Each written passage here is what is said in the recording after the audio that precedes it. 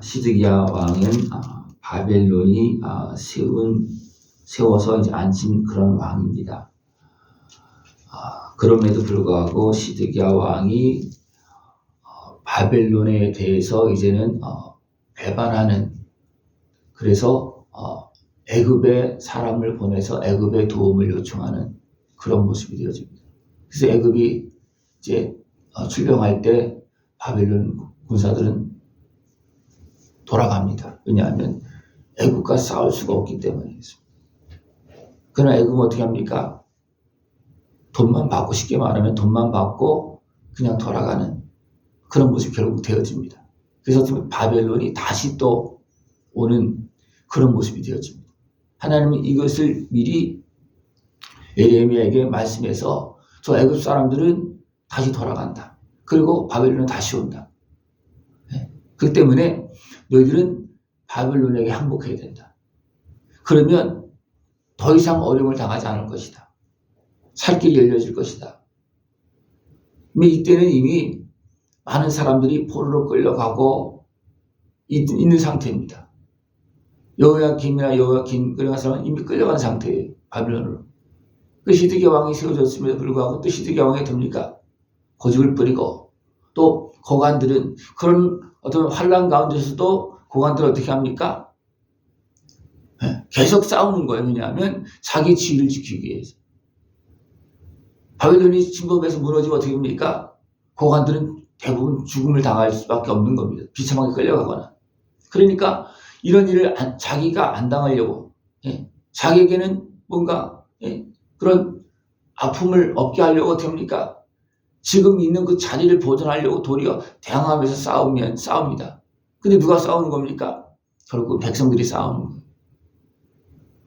그러니까 예레미야는 그런 어리석은 그런 신하들, 고관들에게 어떻게 합니까? 그렇게 하지 말고 항복하라. 백성을 더 이상 어렵게 하지 말라. 그렇게 계속하게 되면 이 성이 다 불살라진다. 그렇다고 바벨론을 이길 수 있는 상황이 아니고, 또 하나님도 어떻게 했습니까? 그 남동 유다 백성들이 어리석고 하나님을 떠나 있는 그런 모습을 때문에 어떻게 합니까? 바벨론 손에 넘기면서 그 땅을 정리하는 그런 뜻을 이미 정한 상태. 그 전에 어떻게 합니까? 돌아가 아무리 말해도 듣지 않았잖아요. 그죠? 그러니까 이제는 이미 결정된 거예요. 이제는 안 되겠다.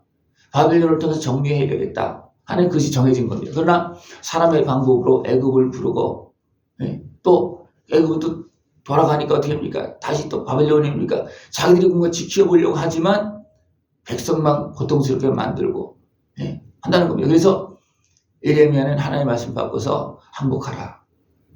그러니까 고관들이 어떻게 합니까? 항복 안 한다는 겁니다. 그러면서 왕 앞에 나가서 이 예레미야가 백성의 마음을 흔들고 있다. 백성들은 열심히 싸워서 이 성을 지키고 있는데 예레미야는 백성들의 마음에 힘을 빼고 있다는 거예요. 도리어 막 힘을 돋우어서 맞서 싸우도록 그렇게 해야 되는데 그게 아니고 항복하라고 자꾸 그러니까, 항복해서 산다 그러니까. 그러니까 이 고관들이 시드기야 왕 앞에 가서 어떻게 합니까? 예레미야가 이런 말을 한다고 하면서 예레미야를 어떻게 가둬야 되겠다, 잡아야 되겠다, 또 그런 요청을 하겠죠. 그러니까 시드기야 왕은 어떻게 합니까? 자기도 힘이 없는 거예요. 왕은 조금 더 너희를 거스를 수 없으니 너희 손이 안에 있다. 예레미야, 너희들 마음대로 해라. 그러니까 그들이 어떻게 예레미야를 이제 지흥창에 있는 그런 구덩이에 던져놓습니다. 이게 거기서 죽으라는 거예요. 이 상황을 누가 이제 알았느냐 하면 왕궁 내시 구스인 에베멜렉이 이 상황을 알았습니다. 그래서 왕한테 가서 아뢰입니다. 예레미야 선지자를 이렇게 죽게 해서는 안 됩니다. 아는 거예요. 또 시드기야 왕은 모르겠습니까? 아는 거예요. 그러니까 에베멜렉에게 30명을 주어서 네가 가서 예레미야를 건져라. 그렇게 해서 사람을 보내서 에레미야를 건지도록 합니다. 에비멜렉은 이제 헝겊 그런 것을 가지고서 끈을 메어서 이제 에레미야에게 내려서 에레미야는 어떻게 보면 이미 지쳐있는 상태로 볼 수 있어요. 그래서 그 끈을 매서 어깨에 이렇게 허리에 이렇게 해서 메어서 끌어올리도록 그렇게 하게끔 해서 끌어올립니다. 그리고 이제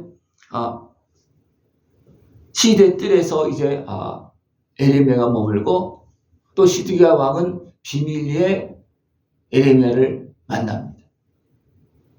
어떻게 하면 되겠느냐? 그러니까 처음에는 에레미야가 내가 말을 해도 왕이 안 들을 겁니다. 아니다. 내가 맹세하고 너를 죽이지 않겠다. 좀 말을 해달라. 어떻게 하면 되겠냐? 그랬더니 에레미야 듣기가 하더니 왕한테 항복하라 그래요. 항복하면 왕도 살고 왕의 가족도 살 수 있다. 근데 뭐라 그럽니까? 내가 항복하면 고관들이 뭐라 할 것이고 또 내가 포로로 끌려가면 이미 끌려간 사람들이 나를 막 조롱할 것이다. 그 조롱이 두려워서 어떻게 합니까? 나는 항복하지 못하겠다. 그렇게 말합니다. 이제 왕이 포로로 끌려가는 거예요. 예. 그래서 끌려가지 않으려고 지금 버티고 있는 겁니다. 예. 분명히 하나님은 말씀하고 있습니다. 여호와의 목소리에 순종하소서 그리하면 왕이 복을 받아 생명을 보존하시리이다. 항복하는 길이 왕이 사는 길이고 백성이 그래도 더 이상 큰 환난에 빠지지 않는 것이고 그 왕의 자손도 살 수 있는 길이 열려진다는 겁니다. 그러나 왕은 왕의 자존심 때문에 나는 그렇게 하지 못하겠다. 결국 어떻게 됩니까? 끝까지 버티다가 버티지 못합니다. 왜냐하면 바빌론이 성을 둘러싸고 있으니까 이제 먹을 것도 떨어지고 아직 갇혀 있으니까 뭐 물이나 그런 게 없으니까 막 죽고 또 병이 생기고 막 그래서 막 문제가 생기네요. 그러니까 또 왕은 자기만 도망갑니다. 그러다가 또 잡혀서 끌려가고 눈이 빠지고 그런 가운데 그 자녀들이 다 죽고 이런 일이 나중에 발생되죠. 하나님은 그래도 이런 상황 속에서도 그래도 왕은 선지자 에레미야를 인정한 사람이잖아요. 그죠?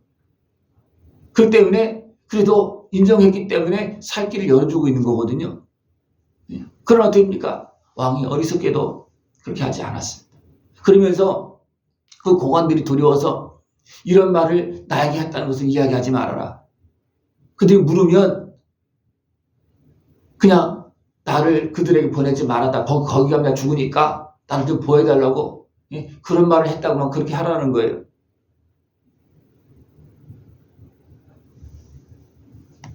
그러니까 지금 그들이 와서 왕한테 무슨 말을 했냐, 왕이 무슨 말을 했냐 물을 때 내가 당신들에게 보내지 말아달라고 내가 왕한테 애원을 했다. 그렇게 하는 거예요. 그러니까 그들이 더 이상 물을 수 없잖아요. 그죠? 그렇게 하니까 그 왕은 에레미야를 이제 감옥들에 머물게 합니다. 그러면서 이제 시간이 계속 지나면서 결국은 바벨로니아에서 무너지게 되고 시드기야 왕은 도망가다가 잡히게 되고 이런 일이 발생되죠. 참으로 안타까운 것은 사람들이 어리석은 자기 소욕에 매여서 잠깐의 자기 지위나 그것에 매여서 어떻게 합니까? 자기 사망길로 달려가는 모습이 있고 백성들을 환난에 빠뜨리고 결국 어떻게 됩니까? 예루살렘 그 성이 불타고 다 무너지는 그런 모습이 되고 말았다는 거.